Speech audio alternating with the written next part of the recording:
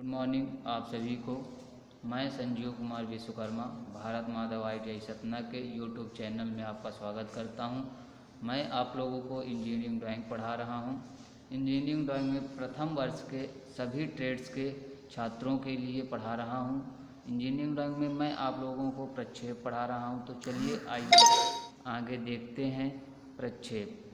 तो प्रक्षेप बनाने के लिए हम सबसे पहले प्रक्षेप का प्रश्न लिख लेते हैं। तो चलिए आइए देखते हैं। सबसे पहले हम यहाँ पर दिए गए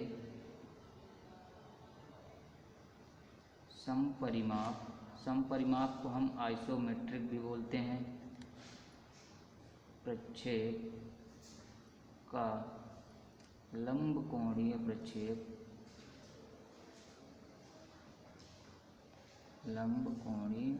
प्रक्षेप तृतीय कोण में बनाइए। ये क्वेश्चन हो गया है।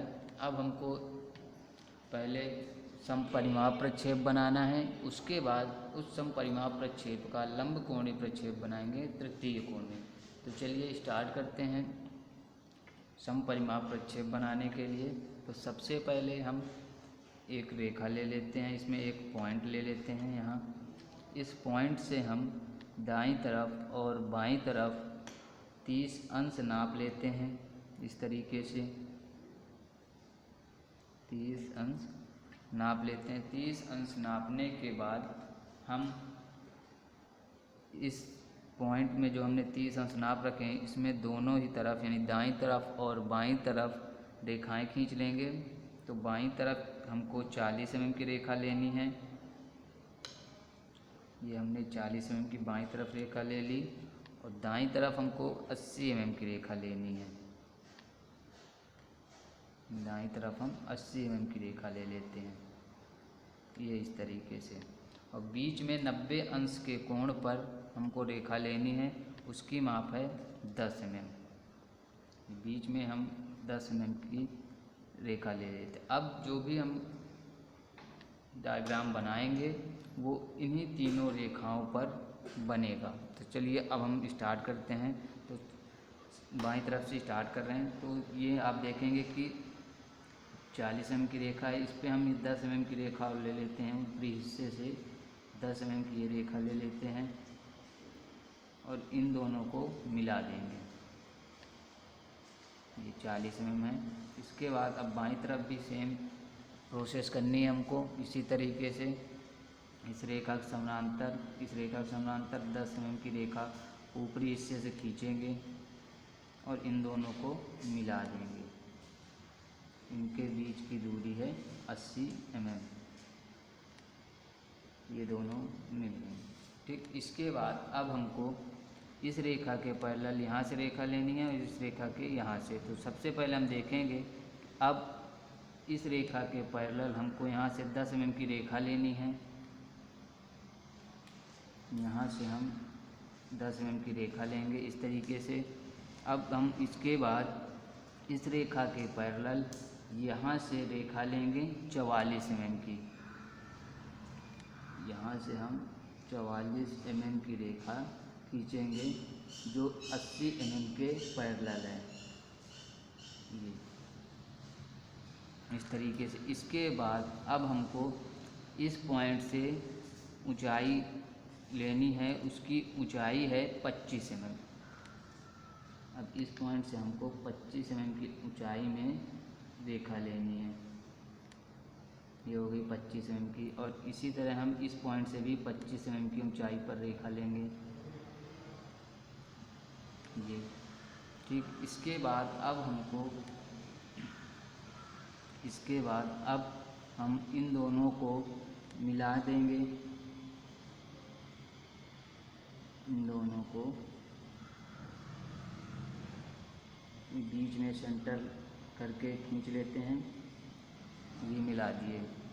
अब हम इसके बाद इसके ऊपरी हिस्से बनाएंगे, लेकिन उसके पहले ये बाईं बाएं साइड का पार्ट बना लेते हैं। तो इसके लिए हमको यहाँ से अब जो माप लेनी है 30 mm की बची है, उसमें हम 22 mm की माप पर एक रेखा लेंगे इस तरीके से ये, और इसकी ऊंचाई भी 25 mm होगी। इसकी ऊंचाई भी लेंगे वो होगी 25 mm। इस तरीके से ये 25 mm की रेखा ले ली हमने। अब हमको यहाँ से एक रेखा खींचनी है जो इससे मिलती हुई जाएगी 30 mm की। ये इससे मिलती हुई 30 mm की रेखा खींच देंगे ऐसे। इसके बाद अब हमको इस पॉइंट से दो रेखाएं लेनी हैं जिनकी माप बीच की दूरी 8 mm है। तो यहाँ से सबसे पहले हम 8 mm नाप लेते हैं इस तरीके से, और इस पॉइंट को यहाँ से मिला देंगे। इस पॉइंट को हम यहाँ से मिला देंगे और ये 8 mm के गैप पर दो रेखाएं यहाँ खींच देंगे इस तरीके से। ये इनके बीच की दूरी 8 mm है। अब हमको ऊपरी हिस्से की आकृति बनानी है, तो उसके लिए हम यहाँ से 44 mm की रेखा ले रहे हैं। इस रेखा के पैरेलल ये रेखा 30 mm है, तो इसी के पैरेलल ऊपरी हिस्से से भी हमको 30 mm की रेखा खींचनी है इस तरीके से। ठीक, इसके बाद अब हम इन दोनों रेखाओं को आपस में मिलाएंगे। 10 mm इस तरफ से और 10 mm दाईं तरफ और बाईं तरफ से अंदर की ओर 10-10 mm आ जाएंगे। इसके बाद इन दोनों को आपस में मिला देंगे। ठीक इसी तरह यहाँ भी आप 10-10 mm नाप लीजिए और इसको मिला देंगे।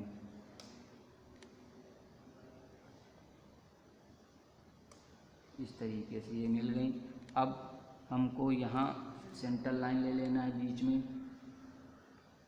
यहाँ पर सेंटर लाइन ले लेंगे। अब इस सेंटर लाइन में इसमें हमको रेडियस लगाना है 12 mm का। इस तरीके से बन गया। अब हमको यहाँ दो होल्स बनाने हैं, तो सबसे पहले हम बाईं तरफ देखेंगे। तो बाईं तरफ पे हमको यहाँ होल्स बनाने हैं, तो उसके लिए हम 15 mm की दूरी यहाँ से नाप लेंगे। ये 15 mm की दूरी नापने पर यहाँ सेंटर लाइन ले लेंगे। ये चली जाएगी सेंटर लाइन यहाँ से एक, और इस तरफ से 18 mm नाप लेंगे और यहाँ पे एक सेंटर लाइन ले लेंगे। 18 mm नापने के बाद यहाँ से एक सेंटर लाइन आ जाएगी। ये सेंटर लाइन आ गई। अब हमको यहाँ एक होल गोला बनाना है जिसका व्यास 12 mm दिया हुआ है, जिसका व्यास हमको 12 mm दिया हुआ है। तो इस तरीके से हम यहाँ नाप लेंगे और इस सेंटर पर रखकर 12 mm व्यास का एक गोला बना देंगे।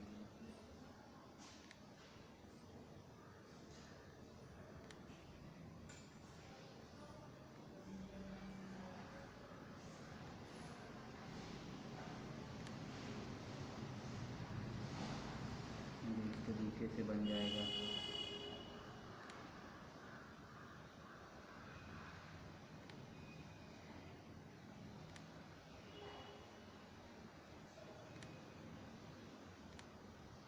ये गोला बन जाएगा।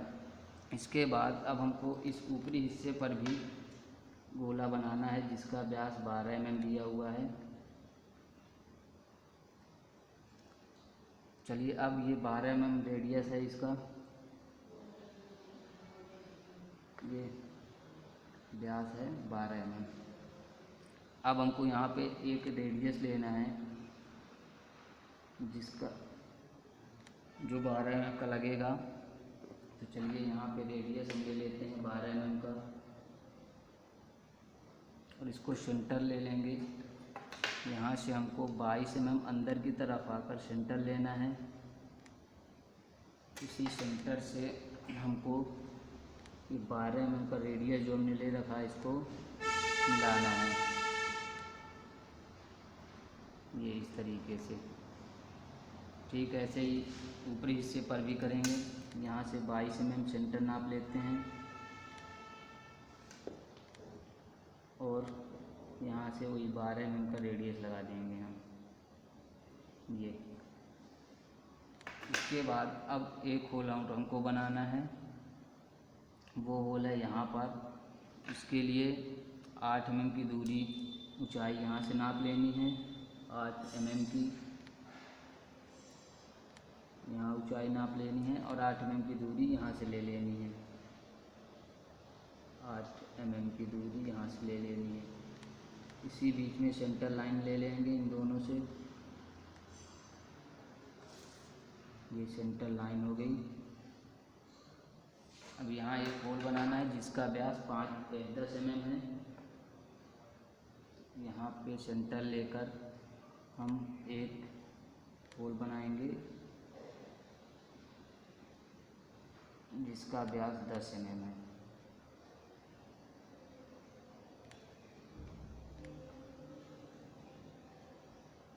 ये बन गया, इसका व्यास है 10 mm। ये रेडियस हो ही बता ही दिया मैंने आपको, रेडियस 12 का है। तो इस तरीके से ये डायग्राम बन जाएगा। अब हम इसकी माप लिख लेते हैं। चलिए सबसे पहले इसकी माप लिख लेते हैं। यहाँ से ये माप है 40 mm की और यहाँ से यहाँ तक ये माप हो गई 80 mm। इसके बाद ये ऊंचाई की बात करें तो ये ऊंचाई में ये माप दी हुई है 10 mm की और ये टोटल माप जो है 25 mm की।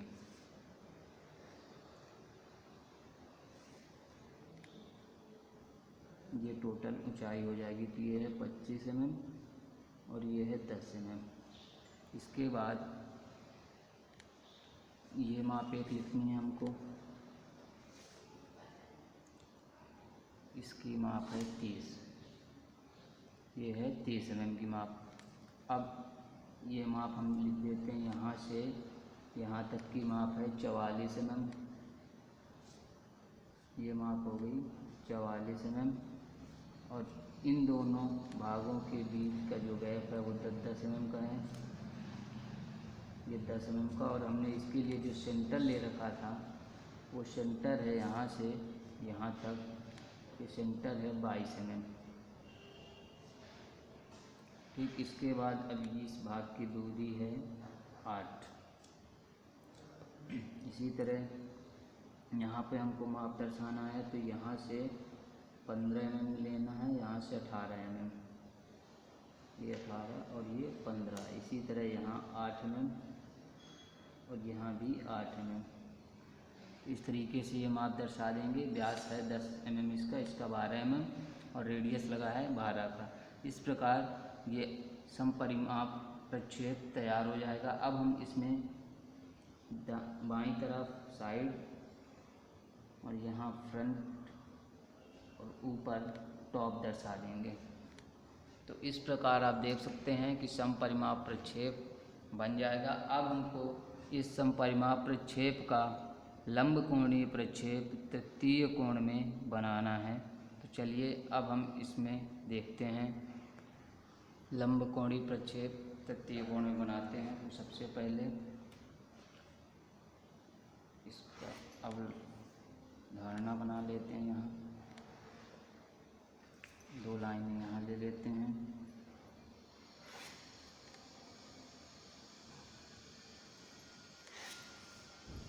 इसी तरह ऊपर एक लाइन और एक लाइन नीचे इसी तरह से।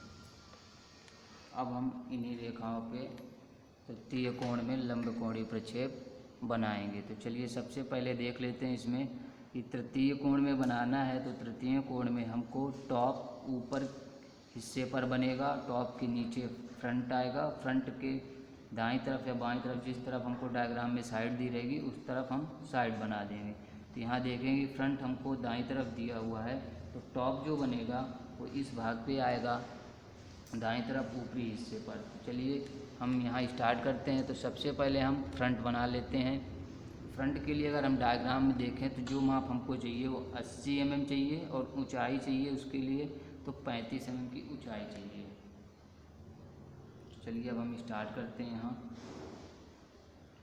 तो 35 mm की ऊंचाई और 80 mm लंबाई चाहिए।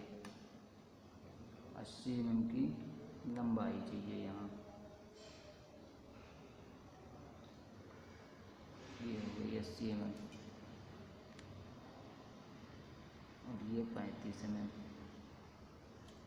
अब हम देखेंगे कि सबसे पहले फ्रंट से देखने पर हमको ये भाग दिखेगा 80/10 का। तो सबसे पहले ये बना लेते हैं। तो यहाँ पे दोनों तरफ 10 mm ऊपर की ओर नाप कर इसको मिला देंगे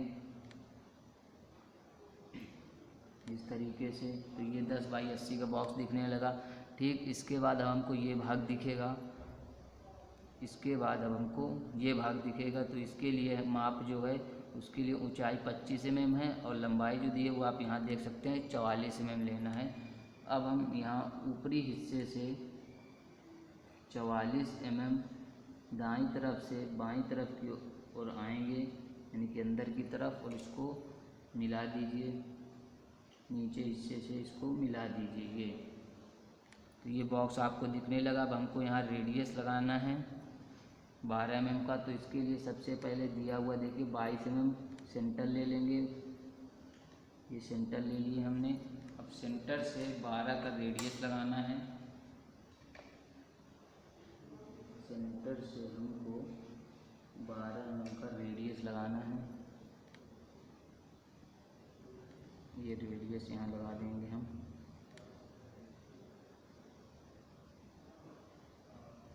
ये हो गया। और आप देख सकते हैं 10 mm हट के लगा हुआ है। ये दोनों चीज़ें 10-10 mm यहाँ बच रहा है। तो ये भाग आपका बन गया। अब इसके बाद आप देखेंगे कि ये इसके बगल से ये त्रिकोण टाइप का दिखेगा। तो इसको हम यहाँ मिला देते हैं। इस भाग से ये सीधे नीचे के हिस्से पे मिल जाएगा, ये ऐसे, और ये यहाँ पे ये तो मिल गया। अब आप देखेंगे कि यहाँ ये होल बना हुआ है इस भाग पे। तो आप यहाँ होल बना दीजिए। उसके लिए आपको 8 mm ऊपर की तरफ नाप लेना है और 8 mm ऐसे नाप लेना है। इन दोनों से सेंटर लाइन ले लेनी है, ये ऐसे। ये सेंटर लाइन के बाद इस होल का आप देखें व्यास दिया हुआ है 10 mm। तो 10 mm व्यास का आपको होल बना देना है। ये सेंटर पे हमने ऐसे लेकर ये 10 mm व्यास का होल बना देंगे।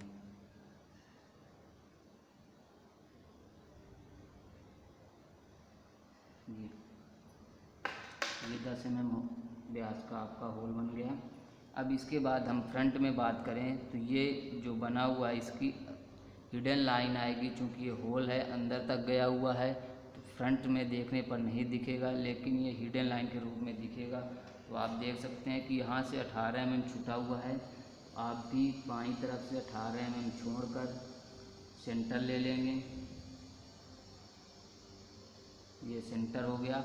अब इसमें आपको 12 mm जिसका व्यास है 12 mm उतने का अदृश्य रेखा दर्शानी है। तो इस सेंटर लाइन से 6 mm दाईं तरफ और 6 mm बाईं तरफ दोनों तरफ नाप कर आप हिडन लाइन दर्शा देंगे। ये इस तरह याद रखिए। हिडन लाइन जो है वो 10/80 के बॉक्स पर ही बनेगी।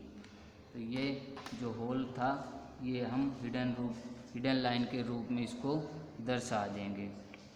तो इस तरीके से ये आपका फ्रंट बन जाएगा। चलिए अब इसकी माप लिख देते हैं। ये माप हो गई यहाँ से 80 mm और इसकी ऊंचाई है 2 भागों में, ये 10 mm और ये 25 mm। ठीक इसी तरह ऊपर ये हिस्से पे माप लिख दीजिए। ये माप है 44 mm।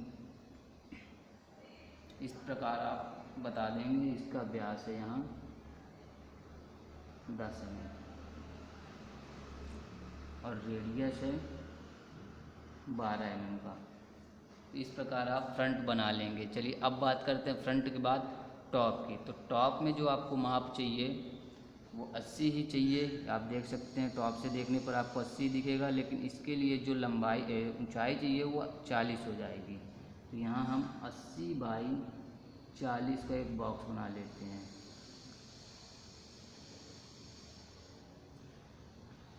80 बाई 40 का एक बॉक्स बन जाएगा।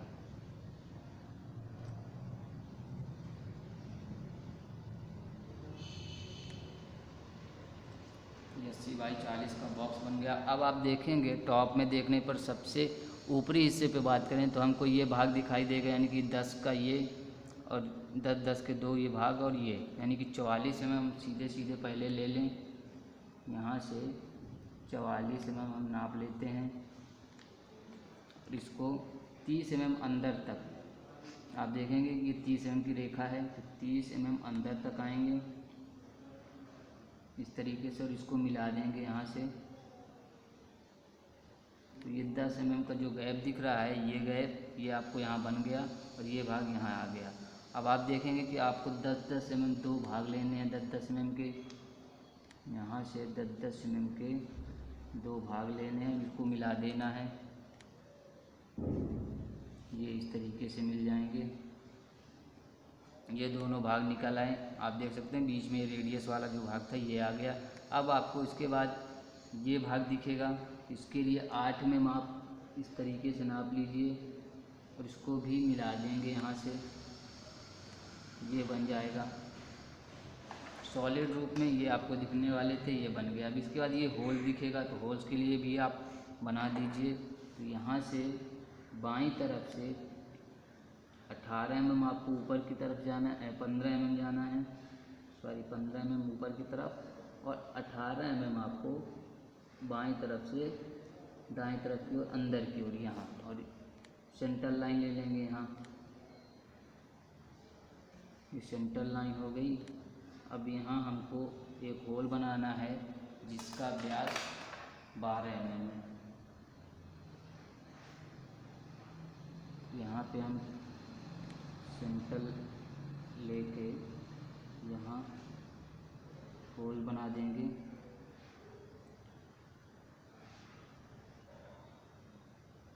ये होल बन जाएगा।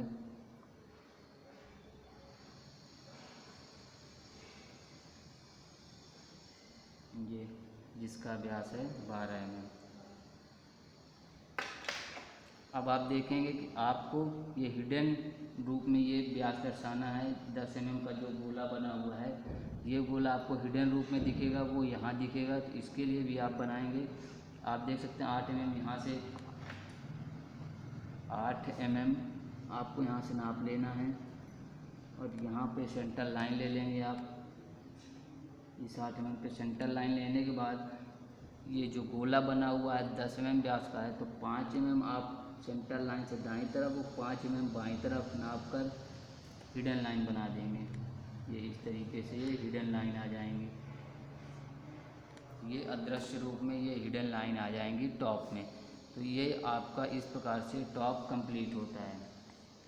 चलिए अब इसकी माप लिख देते हैं। यहाँ ये टोटल माप है 80 mm, ये यहाँ से यहाँ तक है 44 mm, ये 44 है, ये है 10 mm, ये भी 10 mm, और ये जो माप है यहाँ से यहाँ तक, और ये है 10 mm और ये है 30 mm। ये जो व्यास है इसका जो व्यास है वो है 12। तो इस प्रकार से टॉप बना देंगे। अब बात करते हैं टॉप के बाद साइड की। तो साइड में आइए देखते हैं। तो साइड में जो हमको माप चाहिए, आप देखें सकते हैं 40 और ऊंचाई है 35। तो 40 बाई 35 आपको चाहिए, ऊंचाई 35 चाहिए और 40 साइड के लिए लंबाई चाहिए। तो ये 40 हो गई लंबाई और ऊंचाई चाहिए 35 mm की। ये हो गई 35 mm की ऊंचाई। तो आप साइड में देखेंगे तो सबसे पहले 40x10 का बॉक्स बनेगा। 40x10 का हम सबसे पहले एक बॉक्स बना देंगे। यहाँ